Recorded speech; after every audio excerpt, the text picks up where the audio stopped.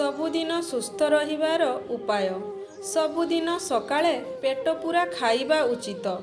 ସକାଳ ଭୋଜନ ସହିତ କିଛି ନା କିଛି ଜୁସ୍ ପିଇବା ଉଚିତ। ରାତିରେ ସବୁବେଳେ କମ୍ ଖାଦ୍ୟ ଗ୍ରହଣ କରିବା ଆବଶ୍ୟକ। ଖାଇବା ପରେ 25ରୁ 30 ମିନିଟ୍ ଚାଲିବା ଆବଶ୍ୟକ। ରାତ୍ରି ଭୋଜନ ପରେ ବଜ୍ରାସନ ନିଶ୍ଚିତ ରୂପେ କରନ୍ତୁ। ସକାଳୁ ଉଠିବା ପରେ ଥଣ୍ଡା ପାଣିରେ ଆଖିକୁ ଧୋଇବା ଆବଶ୍ୟକ। ଖାଦ୍ୟ ଖାଇବାର ଅଧଘଣ୍ଟା ଆଗରୁ ପାଣି ପିଇବା ଆବଶ୍ୟକ। କେବେ ବି ଔଷଧକୁ ଥଣ୍ଡା ପାଣିରେ ପିଅନ୍ତୁ ନାହିଁ। ଦିନରେ 8ରୁ 10 ଗ୍ଲାସ୍ ପାଣି ସେବନ କରନ୍ତୁ। ରାତିରେ ଶୋଇବା ବେଳେ ମୋବାଇଲ ଫୋନ୍ ପାଖରେ ରଖନ୍ତୁ ନାହିଁ। ସକାଳେ ଏବଂ ସନ୍ଧ୍ୟାରେ ନିଶ୍ଚିତ ରୂପେ ବ୍ୟାୟାମ କରନ୍ତୁ। ସକାଳୁ ଖାଲି ପେଟରେ କିଛି ବେଲପତ୍ର କିମ୍ବା ତୁଳସୀ ପତ୍ର ଖାଆନ୍ତୁ।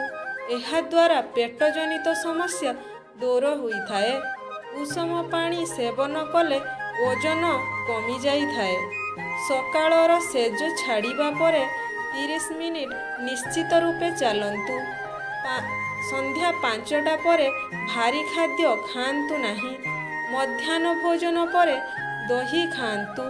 ଏହା ଖାଇବା ଦ୍ୱାରା ଗ୍ୟାସ୍ ଜନିତ ସମସ୍ୟା ଦୂର ହୋଇଥାଏ।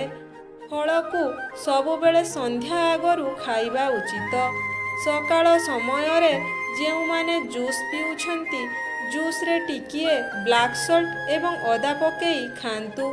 ଯଦି ଭିଡ଼ିଓଟି ଭଲ ଲାଗୁଥାଏ ତେବେ ଲାଇକ୍, ସେୟାର ଏବଂ ସବସ୍କ୍ରାଇବ୍ ନିଶ୍ଚିତ ରୂପେ କରିବେ। ନମସ୍କାର। ଜୟ ଜଗନ୍ନାଥ।